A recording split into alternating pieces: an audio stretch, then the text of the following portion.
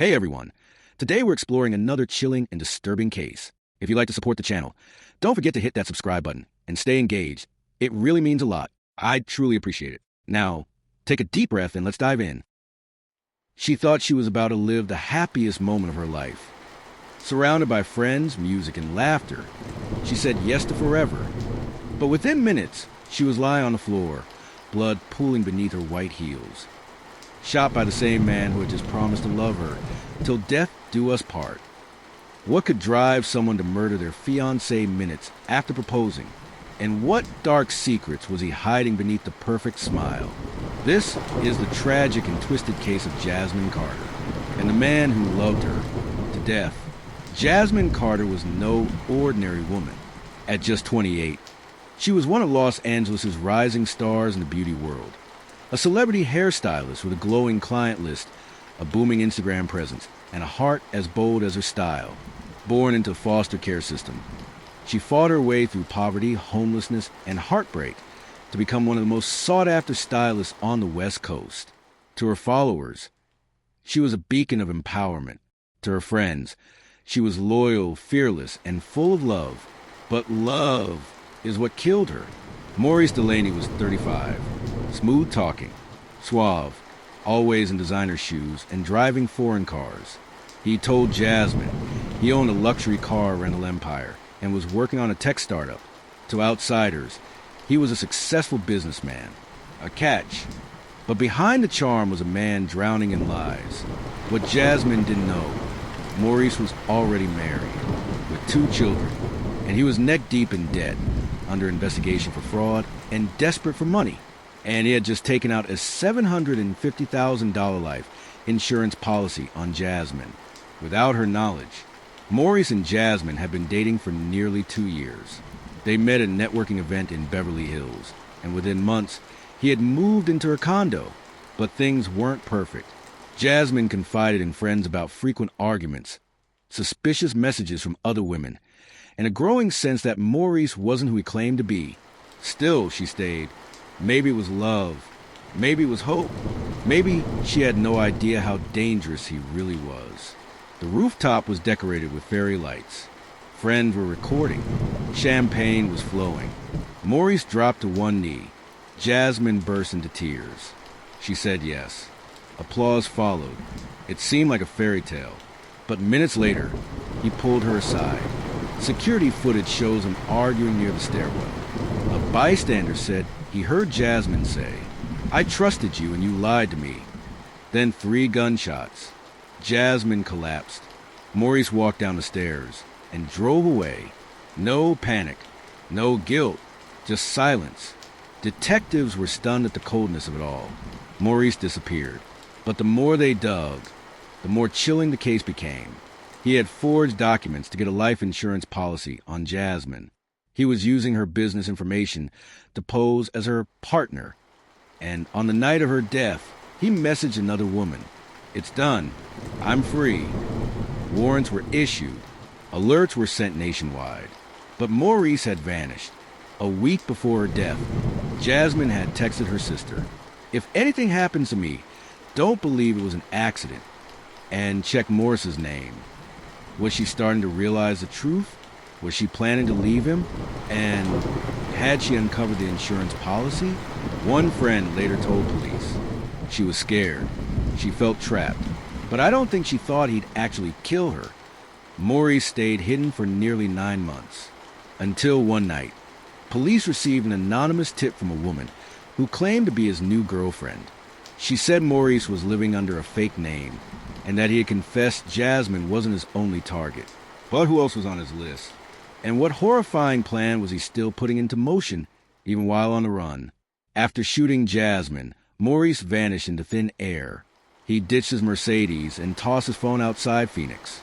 For months, there were only scattered sightings. Dallas, a man matching his description, attending a private Bible study. Houston, security cam footage of someone using Jasmine's credit card. Atlanta, a tip that he had returned to his real wife, who claimed she hadn't seen him in over a year. The trail kept going cold, until 9 months later, a woman walked into a police station in Tulsa, Oklahoma, And everything changed. Her name was Deidre Hammond, 34, a single mom who met Maurice at a church conference. She thought he was a pastor, going by the name Reverend Marcus. He told her he was starting a new ministry and that God had freed him from his old life. They started dating. But then one night, he got drunk and confessed something horrifying. "I had to get rid of someone who was holding me back," he told her. She thought love meant control. "But I'm not meant to be controlled." Deidre Googled him and found the headlines and Jasmine's face. She called police. On June 3rd, 2025, U.S. Marshals raided a small rental house in Tulsa.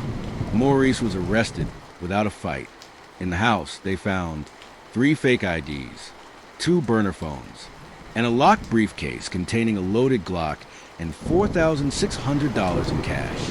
But the most disturbing item?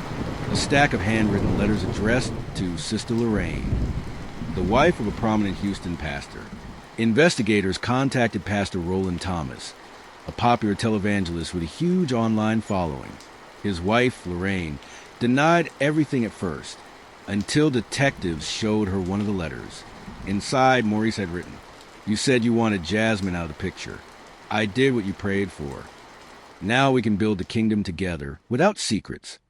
Was she involved? Or was Maurice trying to drag her down too? To this day, no charges have been filed against Lorraine, but church members say she quietly resigned from all ministry work just 2 weeks after the arrest. While Maurice was awaiting trial, a woman named Kendra Paul came forward with yet another twist. She claimed she was pregnant with Maurice's child. And not just that, she said he had told her that Jasmine was unstable and that her death was a divine reset. Kendra's story led to an internal review of the jail's mail system because someone had been sneaking Maurice's cell phones and outside access. The culprit?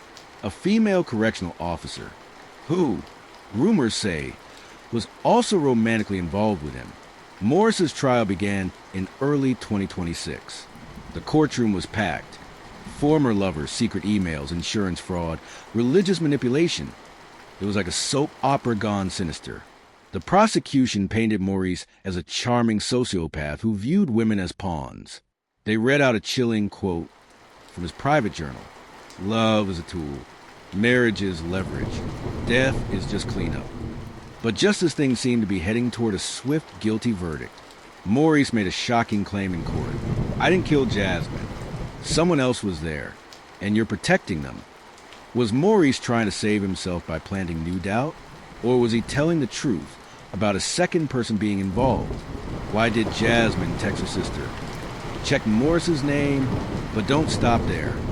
And who exactly was Sister Lorraine? And what did she know? 2 weeks into Maurice's trial, the prosecution introduced new evidence that hadn't been made public before. A voice recording found on Jasmine's laptop, hidden in a locked folder titled, "If Something Happens to Me." In the recording, time-stamped the night before she died, Jasmine's voice is calm but haunted. "I don't know what's going on. Maurice keeps leaving at night, lie about phone calls. I think there's another woman, maybe more than one. I found some messages that scared me. He's not who I thought he was. If I end up gone, if something happens, please tell my sister to check my closet. Everything's there." After hearing the recording, Jasmine's sister Alicia came forward with what she had found weeks earlier, but hadn't fully understood. In a black shoebox hidden in Jasmine's walk-in closet was a printed copy of a life insurance policy with Maurice listed as the sole beneficiary, several handwritten letters addressed to a woman named Lorraine, and most chilling of all, a USB drive labeled Wolf in the pulpit.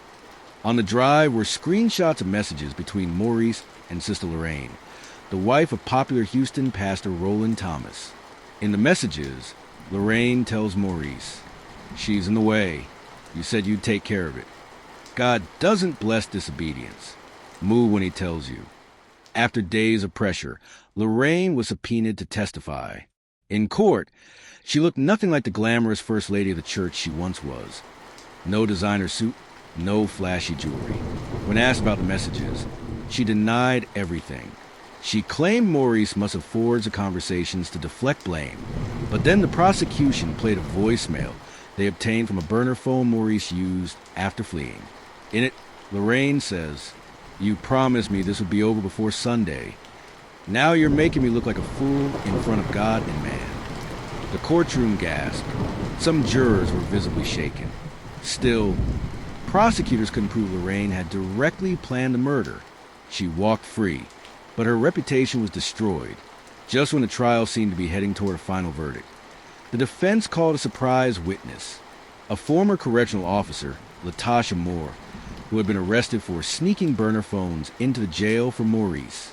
She told the court he manipulated everyone. He said Jasmine was possessed, that she used witchcraft and had to be spiritually removed. But then, under cross-examination, Latasha cracked. She admitted she had slept with Maurice and that he told her there was a second person watching. She saw it all, and if I go down, she's going with me. That person? He only called her the witness. The prosecution believes a witness was another woman Maurice was involved with, a former church intern named Raina Brooks, who abruptly left the state just 3 days after Jasmine's murder. Her name had appeared on flight manifests, money transfers, and an old WhatsApp backup. But Raina had vanished. Until now, a new tip from Las Vegas said she'd been working as a bartender under a fake name. And when U.S. Marshals showed up, she ran. They caught her 48 hours later, and she had something with her, a journal filled with confessions, including one chilling entry. I didn't pull the trigger, but I stood there. I heard her beg. Did Maurice act alone? Or was Jasmine's murder part of a premeditated plan between a preacher's wife, a brainwashed mistress, and a man who wore God like a mask? As new arrests begin, and Raina prepares to testify, the truth about what really happened on that rooftop may finally come out. Raina Brooks, 25, had been missing for nearly a year before being captured in Las Vegas and extradited to face obstruction charges. But what prosecutors really wanted was her testimony. She entered the courtroom in shackles, tired, pale, visibly shaking. When asked what happened on the rooftop the night Jasmine was murdered, she whispered, "I was there. I saw him do it. I froze. I didn't scream. I didn't stop him." But when the prosecution asked why she was even there in the first place, Raina broke down in sobs. "He told me Jasmine was evil, that she was using him, that God had chosen me to help him reset his destiny. He made me believe that her death was necessary." According to Raina, Maurice used religion as a weapon. He positioned himself as a prophet, constantly preaching about spiritual cleansing and removing demonic attachments. He told Raina that Jasmine was a Jezebel spirit sent to destroy his future. Text messages shown in court reveal Maurice told Raina, just days before the murder, the lamb must be sacrificed to unlock the next chapter. You were born for this moment. He wasn't just manipulating hearts. He was manipulating faith. The court went silent as the prosecution introduced never-before-heard audio, recording pulled from Jasmine's smartwatch, which had been synced to her cloud. She'd hit the record button, possibly out of fear, right before Maurice pulled her aside on the rooftop. In the recording, you can hear them walking. Then, "Jasmine, you lied again, Maurice. You're married. You're stealing from me. Maurice, you're ruining everything. I gave you your moment. Now let me have mine. Jasmine, you want money? Take it. You want your other woman? Take her. But don't do this. You don't have to do this." A pause. "Maurice, I already did." Then 3 loud pops. Screaming. Then silence. The courtroom was in shock. Some jurors wept. Jasmine's mother had to be escorted out. While Raina's confession and the audio seemed like the final nails in the coffin, one more twist was brewing. The FBI had been quietly investigating Pastor Roland Thomas, the husband of Lorraine, the woman whose messages hinted she wanted Jasmine gone. Turns out, Pastor Roland had secretly transferred $60,000 from a church building fund to an anonymous trust. The same trust that funded Morris's escape while he was on the run. And the woman listed as a secondary contact for that trust? Lorraine Thomas. She had denied everything on the stand. But now, Prosecutors are considering conspiracy to commit murder charges against both her and her husband. As the trial neared its end, both sides gave powerful closing arguments. The prosecution. This was never about love. It was about money, control, power. Jasmine Carter was a rising star. Maurice DeLaney was a sinking man, and he decided to drag her down with him. The defense. He snapped in a moment of passion. He wasn't calculating. This was tragic, but not premeditated.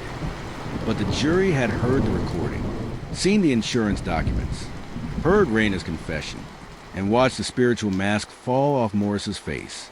Now, they just had to decide. Would Maurice DeLaney finally face justice? Or would the jury fall for the same charm that fooled so many women? And if Lorraine and Pastor Roland did help orchestrate Jasmine's death, who else in the church knew? Following Lorraine's arrest and confession, investigators obtained her burner phone. Inside were text chains saved under names like Prayer Circle and Faith Sisters. But what looked like ordinary religious chats weren't. Decoding specialists found several messages filled with symbolic language. The lamb must not cry out this time. An obedient servant moves without fear. Use the sword, not the voice. One thread was titled simply, "The Hand Behind the Blade." These weren't scriptures. They were coded orders. And one name came up repeatedly, Bishop Ellison. Bishop Elijah Ellison was a megachurch titan in Houston, head pastor of the 15,000-member Dominion Fire International Church. To the public, he was a prophet, a philanthropist, a peacemaker. To Jasmine, he was a predator hiding behind scripture. On a USB drive found in Jasmine's safe, she had saved an audio interview with a young woman named Maya, a former intern at Bishop Ellison's church. In it, Maya says, "I tried to leave the mentorship program, but Bishop said I knew too much. He told me if I spoke up, I'd end up like the other girl. I think he meant Jasmine." This interview was dated just 2 days before Jasmine's murder. Forensic accountants began tracing funds tied to Ellison's ministry. What they found was staggering. Over $2.1 million funneled through shell nonprofits with vague names like Faith Forward Trust and Women of Strength Initiative. Dozens of cash withdrawals made within weeks of Jasmine's death, and multiple direct links to Maurice DeLaney's car rental businesses, which were never real. It was enough for a federal grand jury to open an investigation. But before they could act, Bishop Ellison fled the country. He boarded a private jet out of Houston, just hours before his arrest warrant was issued. Destination unknown. While investigators scrambled to find Ellison, another tragic event made headlines. Maya Jackson, the woman from Jasmine's interview, was found dead, an apparent overdose. But her mother says she didn't use drugs. She had recently told friends she was terrified, and that someone had followed her home after a prayer group. The official cause of death? Inconclusive. But Jasmine's sister Alicia says, that's not a coincidence. That's a cleanup. Digital forensics recovered more from Jasmine's USB drive. A spreadsheet labeled buried witnesses with the names of 6 women. Several had been part of the church's women's ministry program. 3 are now missing. 1 was institutionalized.